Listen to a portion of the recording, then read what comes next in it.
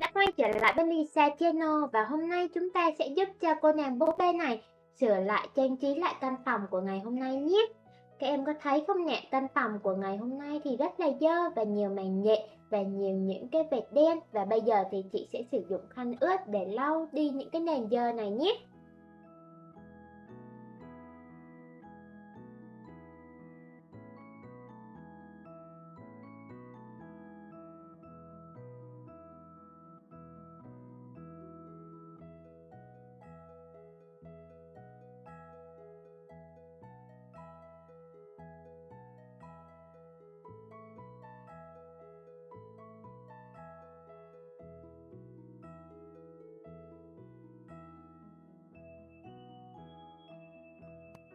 Sau khi đã được làm sạch rồi thì chị sẽ bắt đầu trang trí lại ngôi căn phòng này cho cô nàng búp bê nha. Chúng ta sẽ có một cái rèm cửa với những bông hoa ở bên trên nè.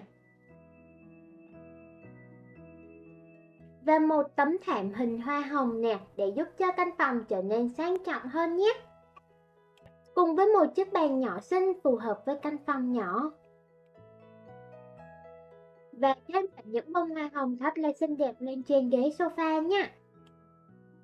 Và tiếp theo thì sẽ là một chậu cây xanh đặt trên chóp tủ nha. Cùng với một bình trà nho nhỏ nè, màu trắng rất là đẹp. Và đương nhiên chúng ta sẽ có thêm cả một chậu hoa thật là cao đặt trong căn phòng nhé.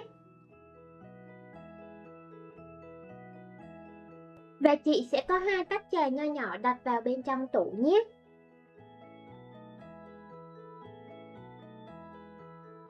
Cùng với một cái bánh nướng đặt ở bên tủ bên cạnh nè.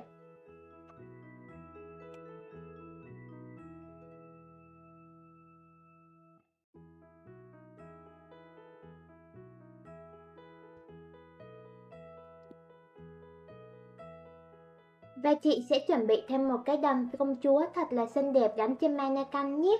Cùng với một đôi giày và một cái nơ cột tóc thật là to nha.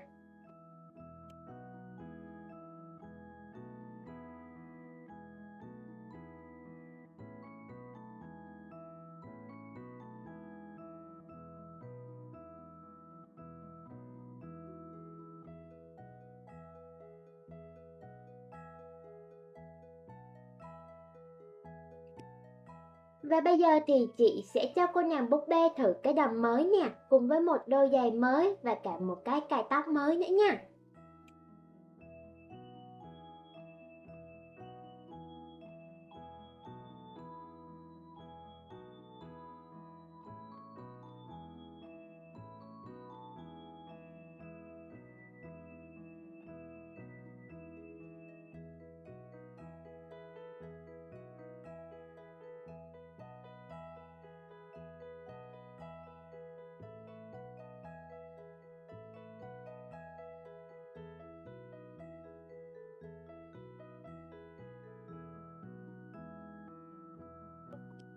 Sau khi đã mặc đồ xong rồi thì chị sẽ cho búp bê thưởng thức trà và bánh nhé.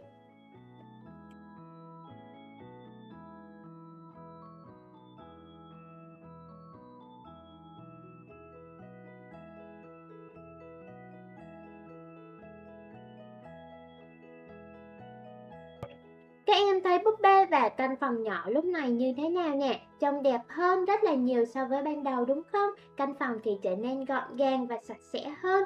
Còn búp bê thì cũng được mặc bộ đồ đẹp hơn rồi nè. Hẹn gặp lại các em ở video tiếp theo nhé! Nếu các em thích thì hãy ủng hộ chị bằng cách đăng ký kênh, like và share các video sau nhé!